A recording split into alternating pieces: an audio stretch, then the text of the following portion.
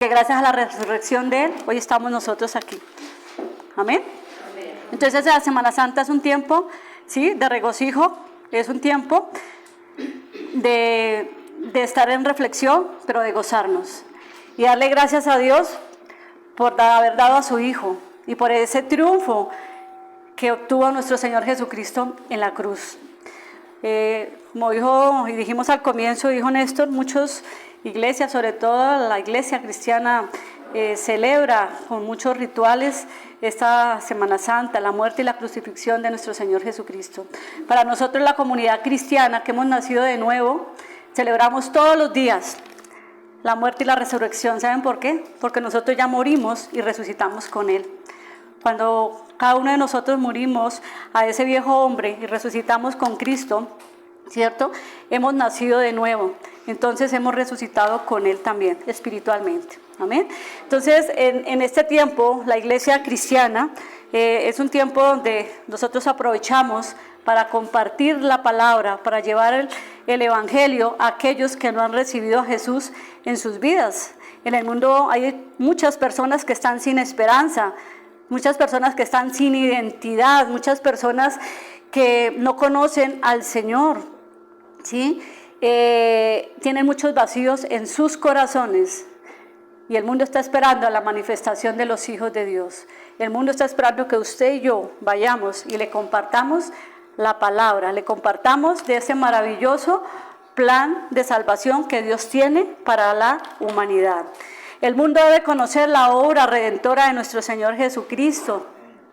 El mundo debe conocer que hay un Salvador que vino en rescate por ellos. El mundo debe conocer que hay un Dios en los cielos que es nuestro Padre, que dio a lo que más amaba, que era su Hijo, para que viniera por nosotros. El mundo debe saber que hubo alguien que pagó un alto precio, y ese precio fue un precio de derramamiento de sangre. Eso debe conocer el mundo. ¿Y quiénes somos los encargados de que el mundo conozca esto? Usted y yo. Amén. Es por eso que yo los animo que en este tiempo, sí, descansemos, reflexionemos, pero compartamos. Hay mucha gente en el mundo que por este tiempo, algunos, ¿no?, porque otros se van de rumba, ¿verdad? Pero la gran mayoría se recogen en sus casas. Es tiempo y debemos aprovechar para ir y compartir y decirle, oye, mira, Dios te ama, Dios tiene un plan para ti. Dios envió a su Hijo en rescate tuyo. Y yo le aseguro que esas personas van a recibir el Evangelio. Amén. Y es por eso que también hoy yo traje un tema que se llama el valor de la sangre de Cristo. ¿Qué tanto conocemos acerca de la sangre de Cristo? ¿Qué tanto valoramos la sangre de Cristo? Y lo pregunto porque realmente hay muchas personas que no conocen el verdadero significado del derramamiento de la sangre de Cristo en la cruz del Calvario. Algunos tienen la sangre de Cristo como un amuleto. Voy a salir, me cubro con la sangre de Cristo. Voy a hacer esto, me cubro con la sangre de Cristo. Se quita y se pone cada vez que tienen una necesidad o cada vez que quieren un favor de Dios, ¿verdad? Otros piensan que la sangre de Cristo solo perdona pecados. Y es cierto, perdona pecados. Pero la verdad es que la sangre de Cristo hizo mucho más que eso. Y lo vamos a ver enseguida. Cuando las personas no valoran la sangre de Cristo o no entienden su verdadero significado, van a tener dudas e inseguridades con relación a la salvación, el perdón y el amor del Padre. ¿Cuántos han visto personas así, que tienen sus dudas? ¿Por qué? Porque estas personas no han entendido que la obra, ¿sí?, redentora de nuestro Señor Jesucristo lo hizo todo. Estas personas que todavía no han entendido el valor de la sangre de Cristo, se sienten con poca autoestima, no se sienten amados, no se sienten valorados y tienden siempre a preguntarse, ¿será que yo sí soy salvo? ¿Será que Dios sí me perdonó? ¿Será que Dios me ama? Uno escucha todavía, y aún en la comunidad cristiana, gente que tienen dudas e inseguridades acerca del perdón, acerca de la salvación y sobre todo acerca del amor del Padre. Entonces estas personas aún no han entendido que la obra redentora de nuestro Señor Jesucristo fue completa, fue perfecta y fue suficiente. ¿Cuántos lo creen? Cuando la palabra dice que estamos completos en Cristo, quiere decir que no nos hizo falta nada. Que todo lo que Él hizo en la cruz fue completo, fue perfecto y fue suficiente. No nos faltó nada, no faltó nada. Cuando una persona está completa en Cristo, camina sin afanes, sin dudas, sin inseguridades, camina en amor, camina en fe, camina en poder y en autoridad. ¿Cuántos lo creen? Por eso, ¿por qué? Porque ellos ya han entendido que ya no viven ellos, sino que Cristo es quien vive en ellos, como dice la palabra. Ya no vivo yo, mas ahora Cristo vive en mí. Cuando nosotros entendemos el verdadero significado de la obra redentora de nuestro Señor Jesucristo, realmente nos gozamos y vivimos esa nueva identidad que Él nos dio en la cruz. Primera de Corintios 15:10 dice: pero por la gracia de Dios soy lo que soy. Esta palabra es maravillosa. Pablo lo que quiere decir es que yo soy lo que soy, ustedes son lo que son, por la obra redentora de nuestro Señor Jesucristo. En otras palabras, tu valor no está en lo que tú eres, no está en lo que tú haces, no está en lo que los demás piensen en ti o por ti. No, tu valor no está allí. Tú vales por el valor que Cristo pagó en la cruz del Calvario, por la gracia de Dios. Ese es tu verdadero valor. Entonces, la obra redentora es un tema que para el cristiano debemos tenerlo claro, todos los cristianos. Porque la obra redentora es la base, es una de las bases del cristianismo. ¿Para qué? Para que podamos disfrutar de ese maravilloso regalo que Él nos dio. Porque en la medida que lo tengamos claro, podemos disfrutarlo, podemos vivirlo. Amén. Entonces, la obra redentora completa de nuestro Señor Jesucristo no solamente se refiere a su muerte, o sea, el padecimiento, la crucifixión, su muerte, la sepultura, la resurrección, la ascensión y el ministerio de Jesús. Todos estos tópicos comprenden lo que es la obra redentora de nuestro Señor Jesucristo. ¿Por qué lo quise traer?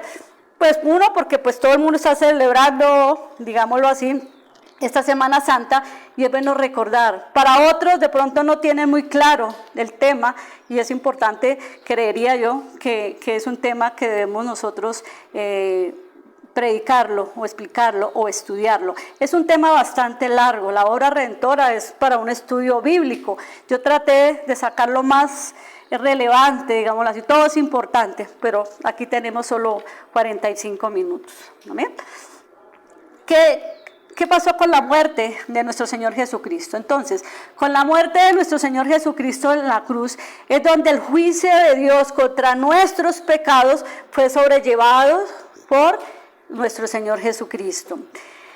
Jesucristo se convirtió en nuestro sustituto, ¿cierto? Y se convirtió en nuestro Salvador. Eso hizo cuando Jesucristo murió. Primera de Pedro 3:18 dice: porque Cristo murió por los pecados una vez por todas, el justo por los injustos, a fin de llevarlos a ustedes a Dios. Él sufrió la muerte en su cuerpo, pero el Espíritu hizo que volviera a la vida. O sea, Jesucristo sí murió por nuestros pecados, pero murió una sola vez, no todos los días, no cada año. Hay gente que cada año celebra la muerte de Cristo. No, Él murió una sola vez. Hace más de 2000 años. Él murió y resucitó, ascendió y está sentado a la derecha del Padre. No es todos los años, es una conmemoración que se hace. Amén. Y con la muerte de nuestro Señor Jesucristo dice que Él nos llevó a Dios. ¿Por qué nos llevó a Dios? Porque con el pecado original de Adán, todos fuimos destituidos de la gloria de Dios. Eso dice la palabra. Todos fuimos separados de Dios, pero con la muerte y resurrección de nuestro Señor Jesucristo, Él volvió y nos trajo nuevamente a la presencia de Dios. Dios creó al hombre y lo creó santo, lo creó perfecto, lo creó sin mancha, lo creó a la imagen y semejanza de Él. Y vamos a ver que en Génesis, no quiero leer mucho Biblia, tomen los textos y después los estudias. En Génesis 1 del 26 al 30, Literalmente dice que Adán entregó en las manos de Satanás toda la autoridad que Dios le había dado a él, ¿sí? Y eso se puede corroborar en Lucas 4:6, cuando Jesucristo es tentado por el diablo, que le dice: a ti te daré toda esta potestad y la gloria de ellos, porque a mí me ha sido entregado. O sea que Adán le había entregado toda la autoridad, todo lo que Dios le había dado a ellos, ellos literalmente con la desobediencia se lo entregaron a Satanás. Y dice: yo la doy a quien yo quiero. O sea que él es quien vino, entonces él comienza a gobernar este mundo. Él es el padre de este mundo, el padre de la mentira, como todos ya lo sabemos. Pero ahí no paró todo. Dios tenía un plan. Desde la eternidad Dios tenía un plan de salvación para la humanidad.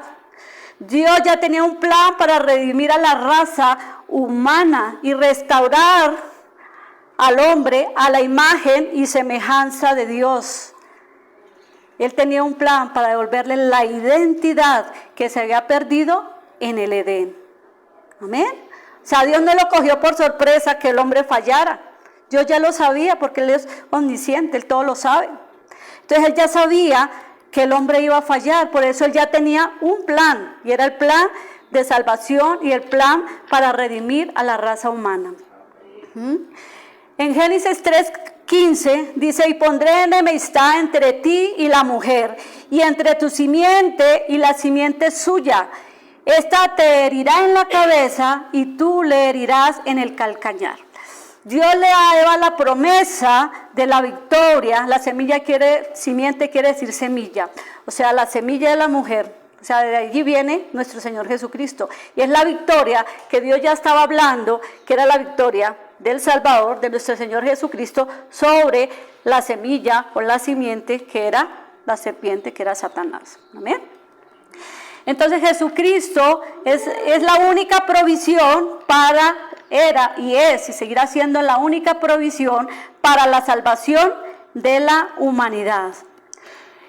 Miren, Dios tuvo que revelarse a sí mismo para que los hombres pudieran conocerlo. Está en Juan 1:12. Dice: en el principio Él era verbo, y el verbo era con Dios, y el verbo era Dios.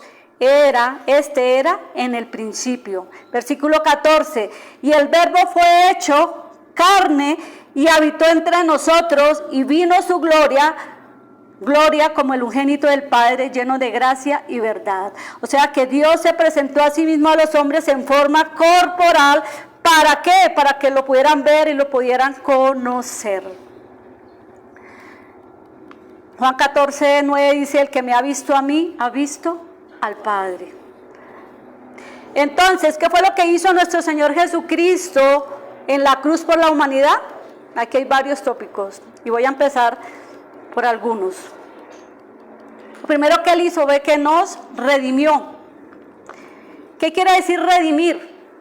En el Antiguo Testamento la palabra redimir significa comprar otra vez pagando el precio debido. También significa liberar de la esclavitud pagando un precio debido. O sea que Jesucristo murió y pagó nuevamente el precio por usted y por mí. ¿De qué nos redimió Cristo? Claro. Primero, nos redimió de la maldición de la ley. Eso está en Gálatas 3:13. Cristo nos redimió de la maldición de la ley, habiéndose hecho maldición por nosotros. Porque escrito está: maldito todo aquel que es colgado en un madero. Si Jesucristo nos redimió de toda esa maldición de la ley, ¿por qué a veces la gente sigue con ataduras y creyendo que tienen y ya nació de nuevo y fue bautizó en Cristo Jesús y todo, y siguen creyendo que las maldiciones están ahí? No debería ser así, porque si Cristo muere y las maldiciones, dice ahí que nos redimió, rompió. Nosotros no tenemos maldiciones. Nosotros ya fuimos sanados, libertados por medio de la sangre de nuestro Señor Jesucristo. Ya las maldiciones fueron rotas en el nombre de Jesús. También, ¿qué hizo? Perdonó nuestros pecados. ¿Sí o no? Nos redimió, perdonó nuestros pecados. Efesios 1:7 dice: en Él, o sea, en Cristo, Hemos sido redimidos por su sangre y hemos recibido el perdón de los pecados según la riqueza de su gloria. Hemos recibido perdón de pecados. El único que podía perdonar nuestros pecados era Jesucristo, era el Cordero inmolado, era el único. Dice que sin derramamiento de sangre no hay perdón de pecados. También nos redimió de toda iniquidad. Tito 2:14 dice, quien se dio a sí mismo por nosotros para redimirnos de toda iniquidad, o sea, toda maldad, y purificar para sí un pueblo propio celoso de buenas obras. ¿Quién es el pueblo? Nosotros. Hacemos parte de la iglesia de Cristo. También nos rescató. ¿De qué nos rescató? De nuestra vana manera de vivir. Cuando el hombre cayó, nosotros todos, literalmente también toda la raza humana cayó en maldición. Todos fuimos destituidos de la gloria de Dios. Todos andábamos en nuestros delitos y pecados. Él viene, nos rescata, ¿cierto?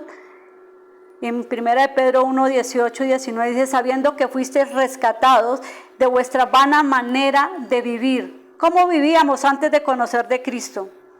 En afanes, en mentiras, en engaños, no sé, en iras, contiendas, todo eso andábamos. Él viene y nos rescata de esa vana manera de vivir. Él llega y nos saca, nos dice, aquí estoy yo, o yo te redimo, o yo te compro, o ya tú eres mío, o ya tú eres libre. Ahora vive en lo que yo te voy a dar. Eso en otras palabras, lo que nuestro Señor Jesucristo nos da.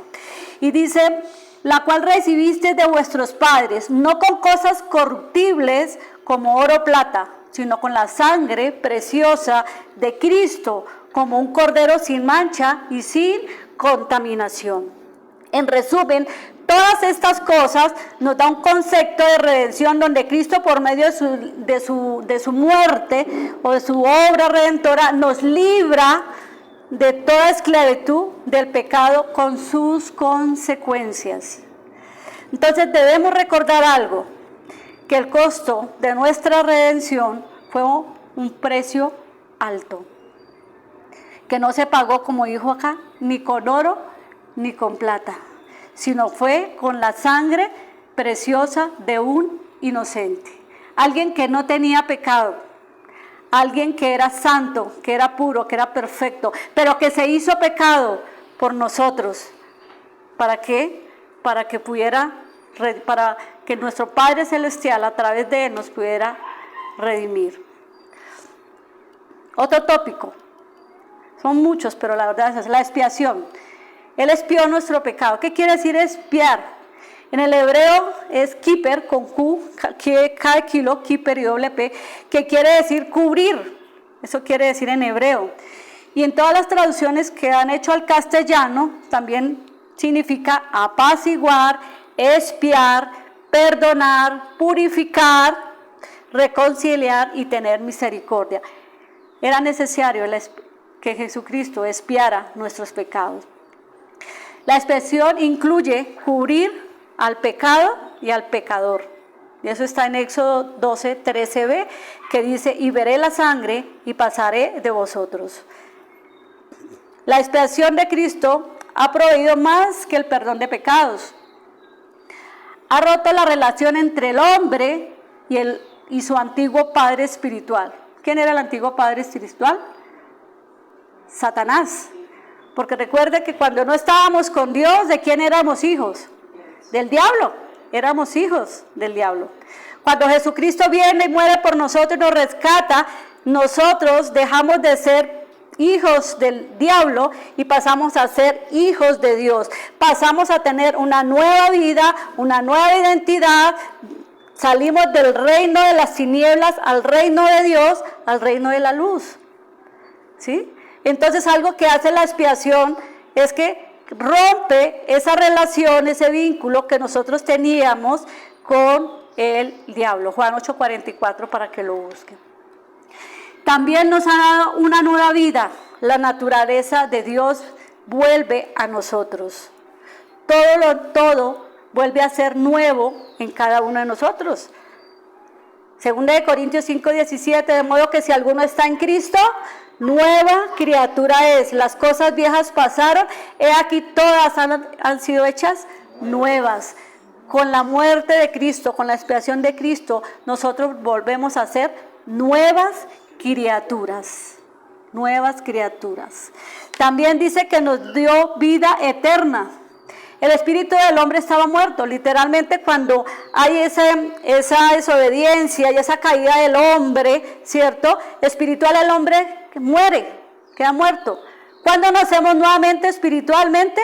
Cuando recibimos a Cristo como nuestro Señor y Salvador, y esto Él lo hace a través de la cruz, ¿sí? Entonces Él nos da una vida eterna.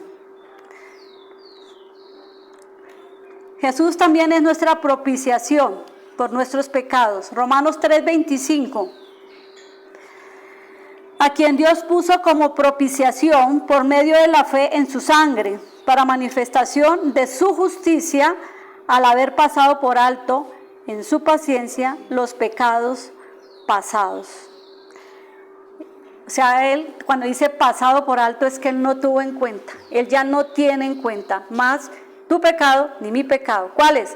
Los pasados, los presentes y los futuros. Eso hizo Jesucristo en la cruz.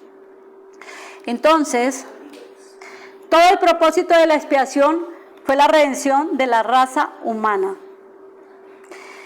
La sangre fue derramada cuando Dios vistió a Adán. Creo que ahí fue el primer derramamiento de sangre que se habla en la Biblia, ¿sí? A partir de allí, cuando Él vistió a Adán, ya cuando ellos pecaron, ¿se acuerda que dice que se sintieron que estaban desnudos? Y entonces después dice que Dios viene y los viste con piel. Ahí comienza la línea roja de sacrificios que se extiende a través de toda la Biblia. Eso es, en Génesis 3:21 significa que Dios tuvo que inmolar, tuvo que sacrificar, ofrecer un sacrificio de un animal por su piel para cubrir ¿qué? La desnudez y la vergüenza del hombre que había caído. Era necesario que ese animal muriera o fuera matado para cubrir el pecado y la vergüenza de la humanidad, del hombre. Cuando cada uno de los sacrificios del antiguo pacto son tipo y sombra de Jesús. Y esto es importante que lo tengamos claro. Recordemos que todo el antiguo pacto es tipo y sombra del nuevo. Todo lo que se profetizó en el Antiguo Testamento se cumplió en el Nuevo, ¿verdad? Entonces, los sacrificios que se hicieron en el Antiguo Testamento son tipo y sombra de Jesucristo. El sacrificio de la Pascua fue el tipo del Señor, o fue sombra, o tipo del Señor Jesucristo como el Cordero de Dios.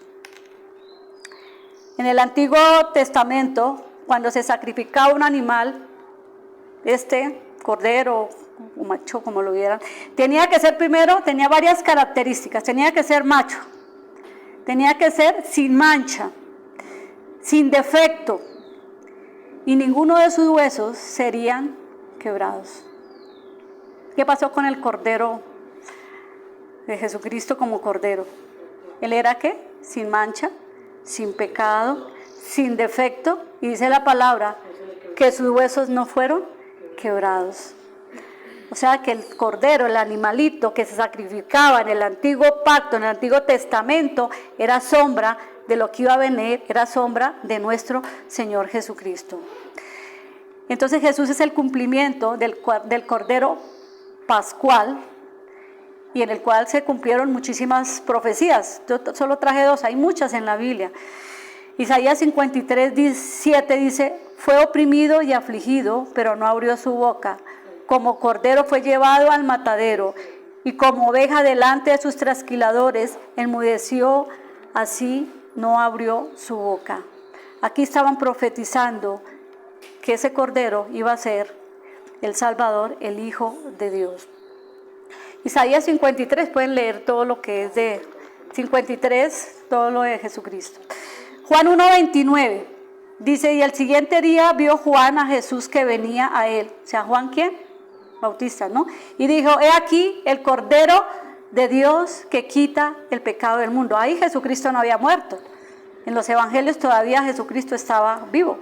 Pero ya Dios les hacía profetizar al profeta Juan, donde le decía que él era el Cordero de Dios.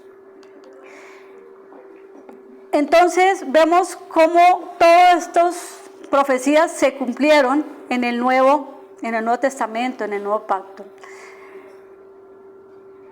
Y digamos, para recordar el tema de los sacrificios y los primeros derramamientos de sangre que dijimos, primero fue lo de Adán, viene la plaga, una de las plagas de Egipto, que fue la 10ª y última plaga de Egipto, y donde Dios saca a su pueblo, pues antes de sacar a su pueblo de Egipto, donde le habla a Moisés y le da unas indicaciones para cubrir y guardar al pueblo de Israel.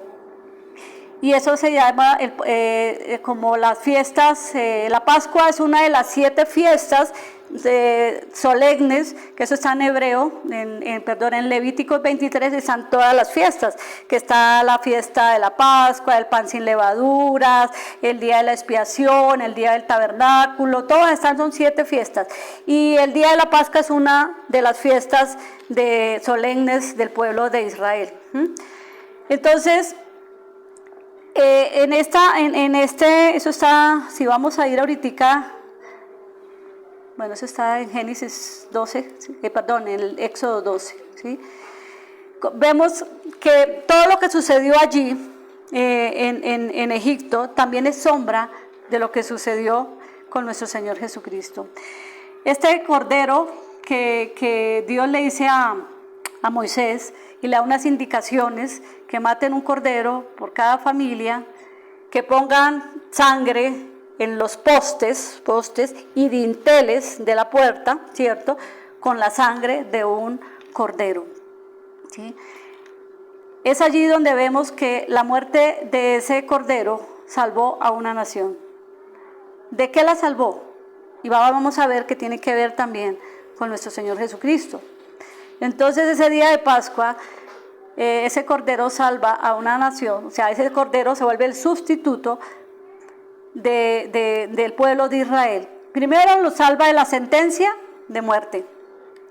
Segundo, lo salva de la cautividad en una tierra ajena, porque ahora que ellos estaban cautivos en Egipto, el pueblo de Israel.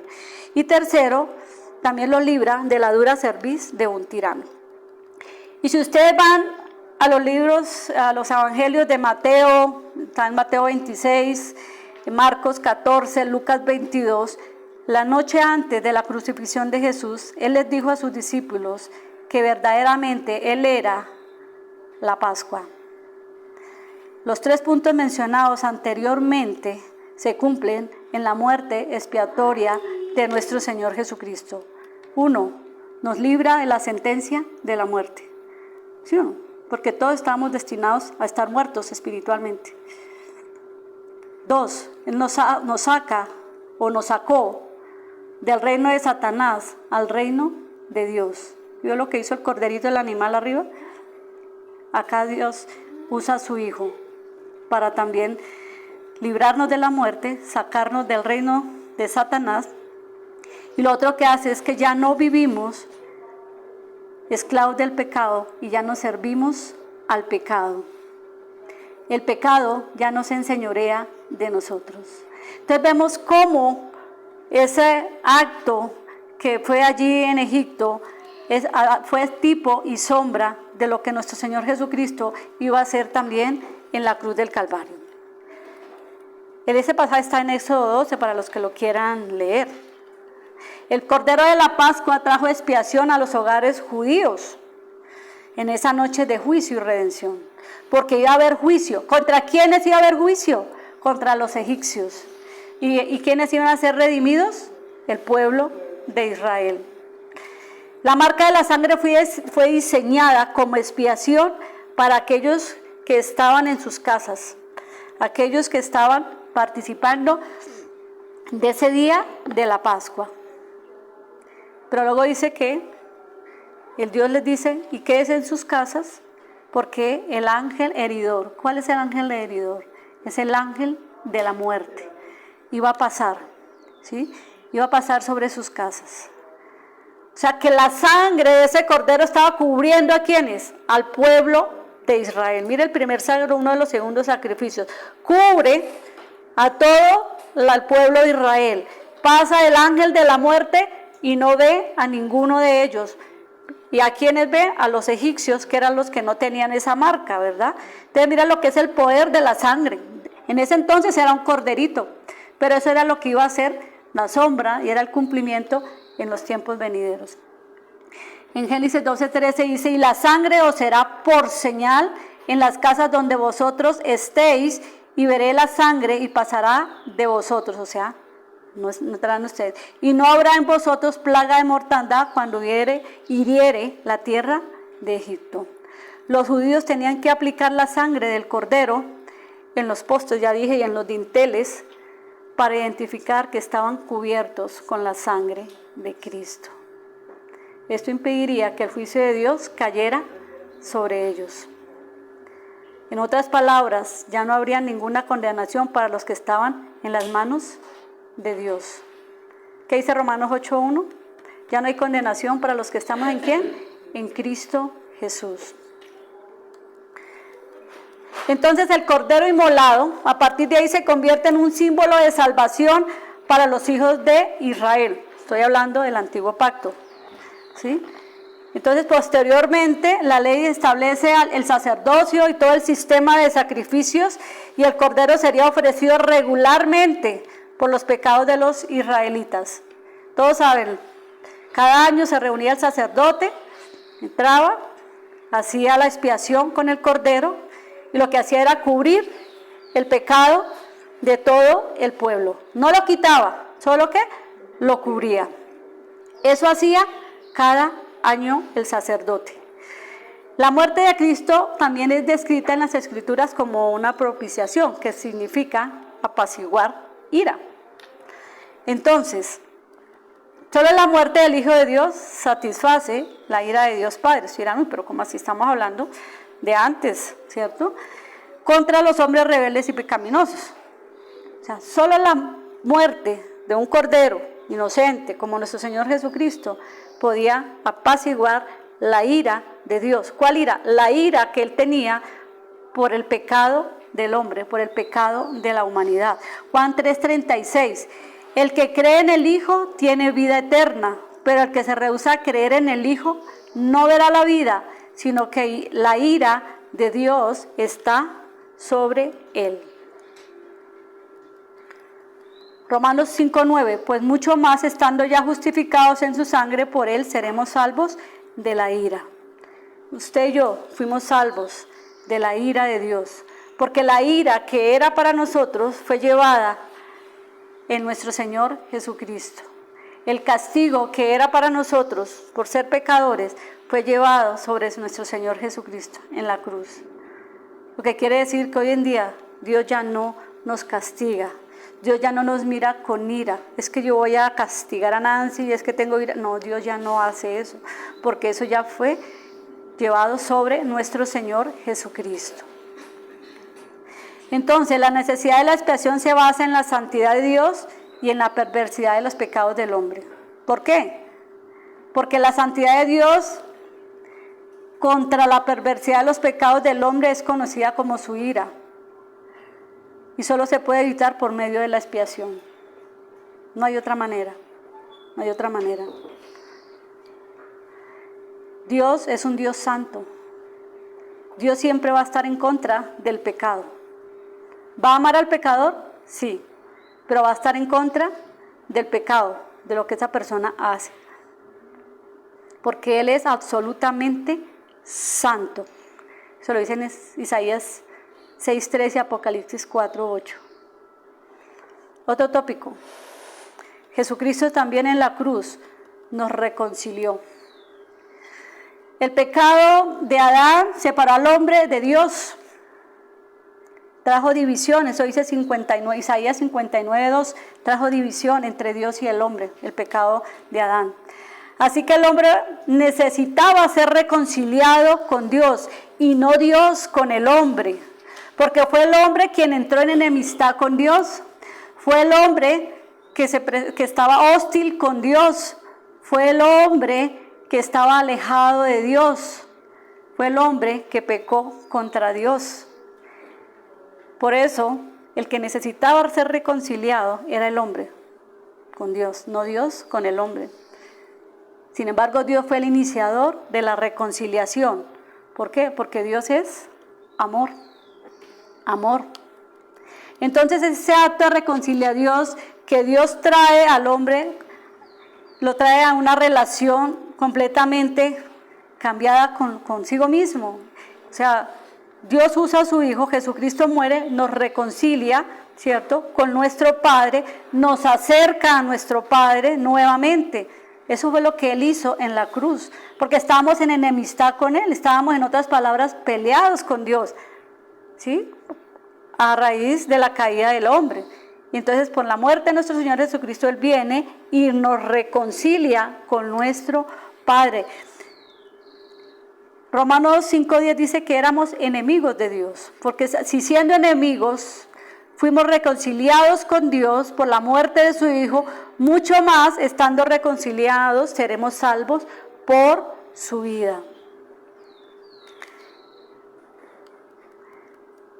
Tito 3, éramos también hostiles, dice, porque nosotros también éramos en otro tiempo insensatos, rebeldes, extraviados, esclavos de concupiscencias y deleites diversos, viviendo en malicia, envidia, aborrecibles y aborreciéndonos unos a otros. Así vivíamos todos antes de la cruz, así éramos hostiles con Dios.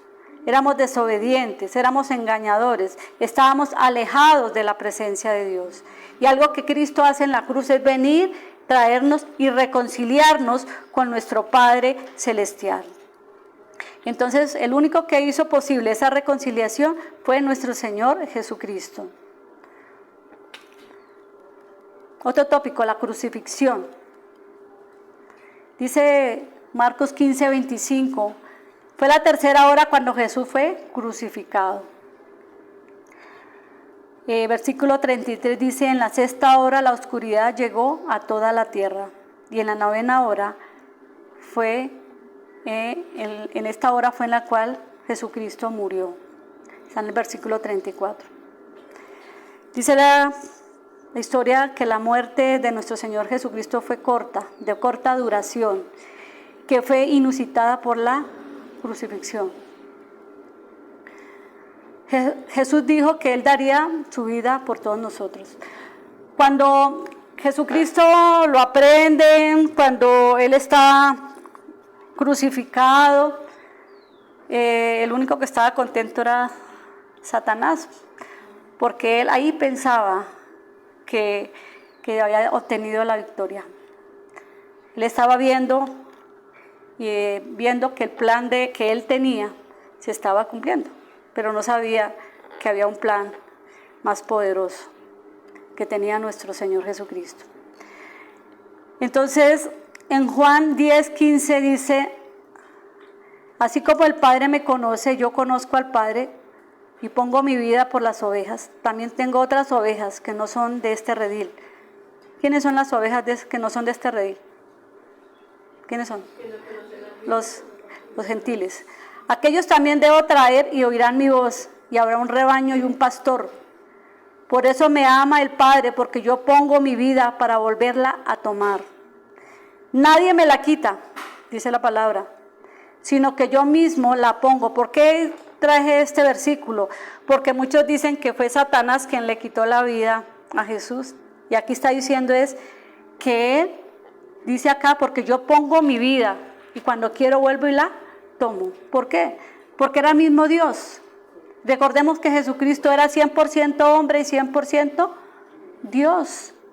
Entonces nadie le quitó la vida a Jesucristo, Él mismo la puso, Él mismo la ofreció, Él me dijo yo soy. ¿Sí? Nadie me la quita, sino que yo mismo, dice, porque yo de mí mismo la pongo. Tengo poder para ponerla y tengo el poder para volverla a tomar. Entonces Jesucristo se ofreció a Dios. Fue su amor por nosotros que Él sufrió en la cruz. Nos amó tanto que Él dio todo en la cruz por nosotros. Juan 19, 28, 30. Solo traje 3 partecitas que me parecen súper de la crucifixión de Jesús. Juan 19, 28. Luego, sabiendo que todo estaba terminado y para que las escrituras se cumplieran, Jesús dijo: tengo sed. Un frasco de vinagre estaba allí. Así que empaparon una esponja en ella, pusieron la esponja en un tallo de la planta de hisopo y la levantaron a los labios de Jesús. Cuando él había recibido la bebida, Jesús dijo: consumado es. Con eso inclinó la cabeza y abandonó su espíritu. Por muchos años yo nunca entendía esta palabra. Solo la vine a entender mucho después. Consumado es. Cuando Jesús dice consumado es, en su última hora, Jesús había logrado todo lo que se podía exigir para nuestra redención. Todo nacimiento legal del pecado había sido roto. La ley se había cumplido y la justicia de Dios estaba satisfecha. ¿Qué significa consumado es? En el griego significa tetelestai, que quiere decir en nuestro idioma: la obra está terminada. En el griego implica que algo ha llegado a su fin. Algo ha sido completado, perfeccionado, realizado en su totalidad y cuyos efectos perdurarán de forma continua o continuada. Lo que quiere decir que cuando Jesucristo dice consumado es, estaba todo cumplido. Él había pagado el precio total. La obra que Él había hecho en la cruz había sido completa, perfecta y suficiente. En el Nuevo Testamento la palabra tetelestai fue una palabra usada en documentos de impuestos. Era una palabra que se colocaba en los recibos para indicar que la deuda ya había sido pagada por completo. Lo que quiere decir que Cristo pagó nuestra deuda por completo. Ya no debemos nada. Ya no debemos nada. Él lo hizo por nosotros. Él lo pagó todo por nosotros. Cuando la gente a veces tiene temores y que le da miedo y que el enemigo y que Satanás, venga, pero ¿cómo así? Si hubo alguien que pagó por nosotros y lo hizo completo, perfecto, suficiente. Entonces, nosotros, por eso decía que la obra redentora para nosotros los cristianos es un tema que debe estar claro. Y lo debemos entender, lo debemos predicar, lo debemos llevar a los que están afuera. Muchos no conocen esto, no conocen esta verdad. La conexión entre los recibos y lo que acabo de decir, los recibos y lo que Jesús obtuvo por nosotros fue sin duda que Él había muerto para pagar nuestros pecados. Él es la propiciación de nuestros pecados. Y no solamente por los nuestros, sino también por los de todo el mundo, de toda la humanidad. Mateo relata otros sucesos que sucedieron en la muerte de Jesucristo y traje, yo creo, uno que es importante, que está en Mateo 27, 50, 51, y dice: mas Jesús, habiendo otra vez clamado en gran voz, entregó el Espíritu.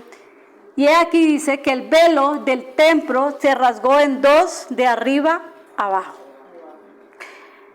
Para los que han estudiado, para los que no, en el antiguo pacto, en el templo, donde se hacían los sacrificios, el templo está dividido en 2 partes.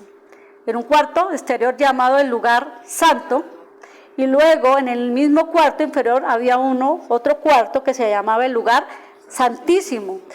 En esta habitación interior representaba ya donde estaba la presencia de Dios, donde siempre llegaba la presencia de Dios. Entonces, esta sala sagrada y el lugar santísimo estaban separados por una cortina o velo, ¿sí? que los dividía de todos los demás espacios del templo.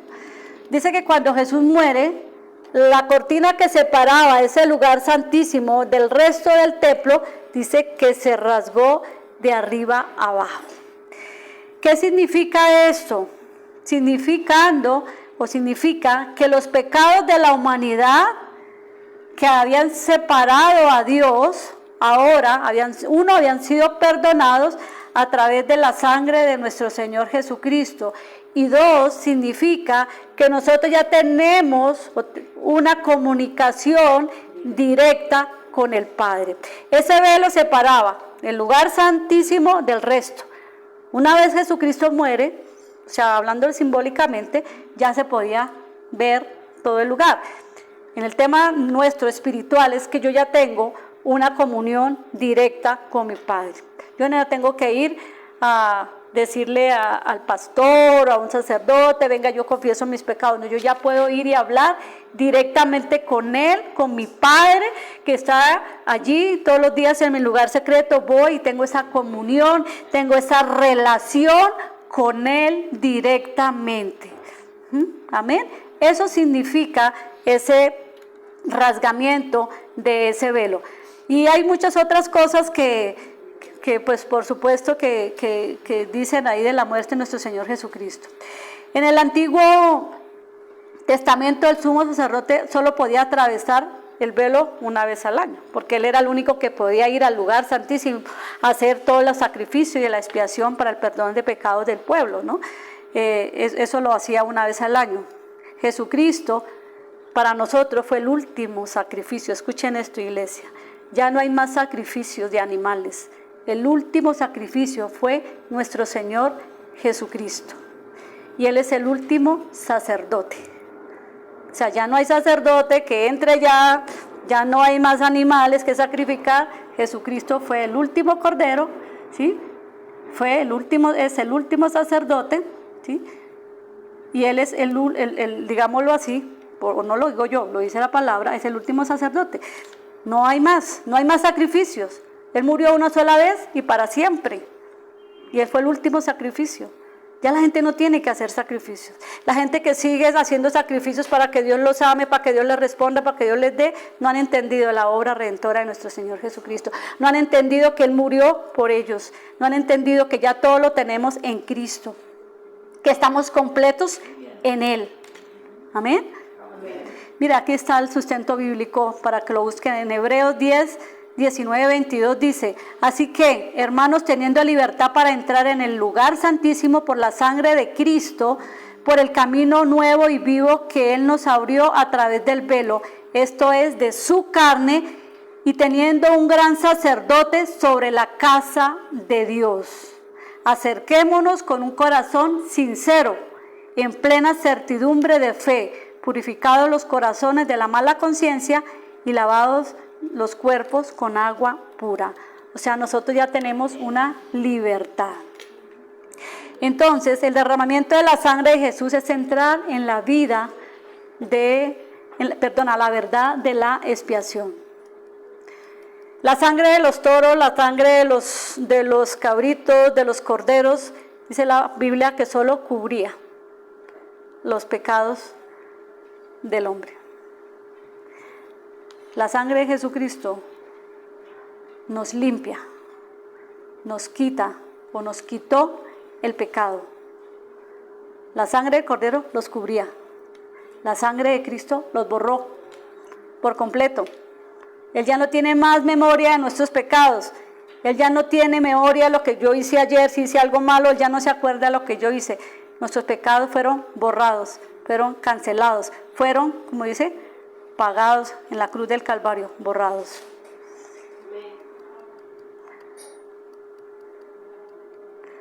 La sangre de Cristo ha quebrantado el derecho legal que Satanás tenía sobre el hombre.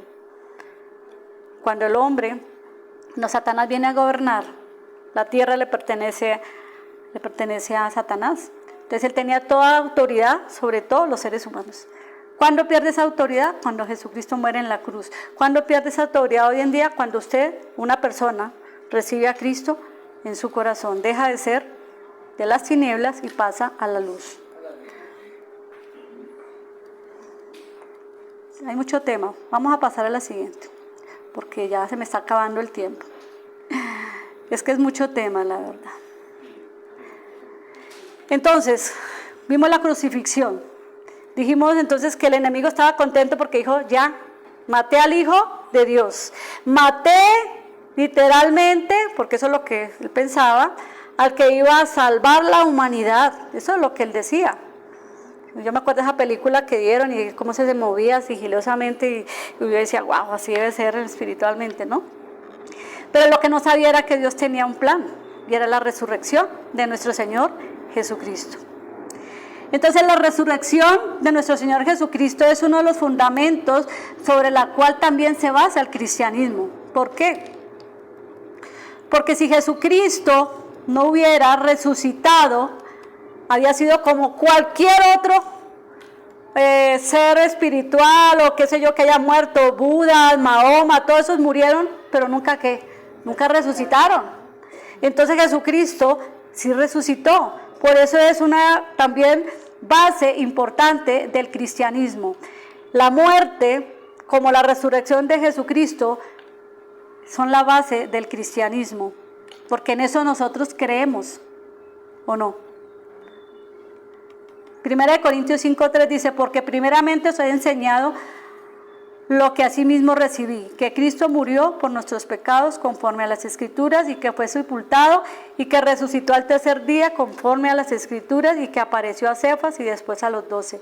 Después que Jesucristo muere, luego resucita, se le empieza a aparecer a muchas personas dando testimonio de que Él había resucitado. Entonces, si Jesucristo no hubiese resucitado, no tendríamos ninguna esperanza de que nosotros también vamos a resucitar juntamente con Él.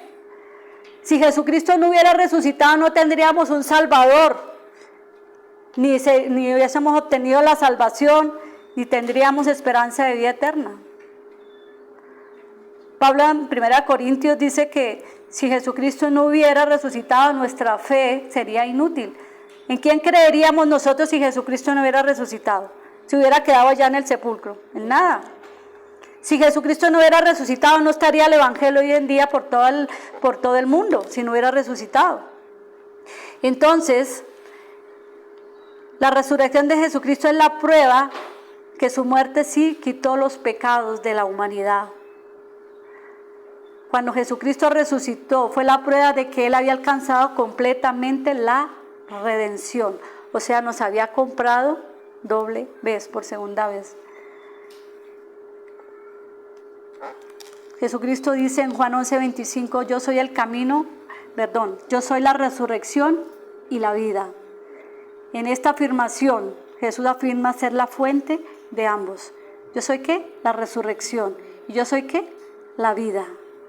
No hay resurrección aparte de Jesucristo. No hay vida eterna aparte de Él, porque Él es el único que nos da vida eterna. Jesús hace más que dar vida. ¿Por qué? Porque Él es la vida. Escuchen esto, Él es la vida. Y por eso la muerte nunca tuvo poder sobre Él.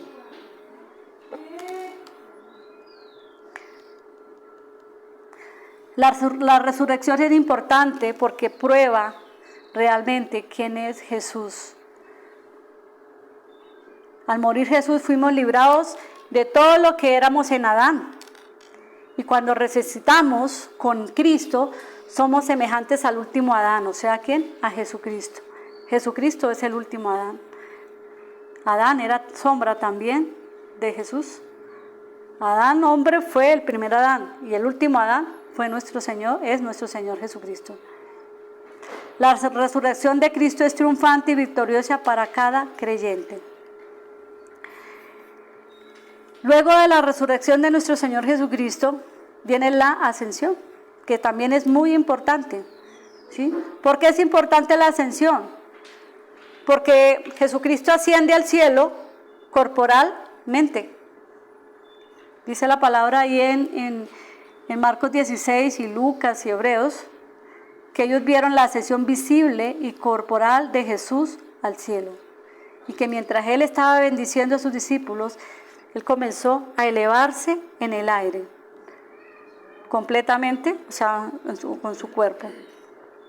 Entonces, iglesia, yo quería hoy traerles ese tema, o sea, me faltó mucho, pero lo podemos hacer en los estudios bíblicos. Para los que quieran estudiar este tema de la obra redentora, me dicen con Néstor, Paola o yo, vamos y les explicamos, porque es un tema supremamente importante que como cristianos debemos tenerlo claro, porque es la base del cristianismo, es el fundamento de nosotros, la muerte, crucifixión y resurrección de nuestro Señor Jesucristo, ¿sí? Entonces, cuando alguien le pregunte sobre esa sangre de Cristo, ya tiene muchos argumentos para hablar, que no solamente perdonó nuestros pecados, sino que nos salvó, nos sanó, nos justificó, nos redimió, nos libertó, nos dio vida eterna, nos reconcilió con el Padre, nos dio una nueva identidad. ¿Qué más queremos, verdad? Lo tenemos todo. Si tenemos a Dios, lo tenemos todo. Con Él estamos completos. Vamos a orar. Amado Señor, gracias. Gracias por este tiempo maravilloso, Señor. Gracias, Dios, porque tu palabra es verdad, porque tu palabra, Señor, es poderosa, Señor.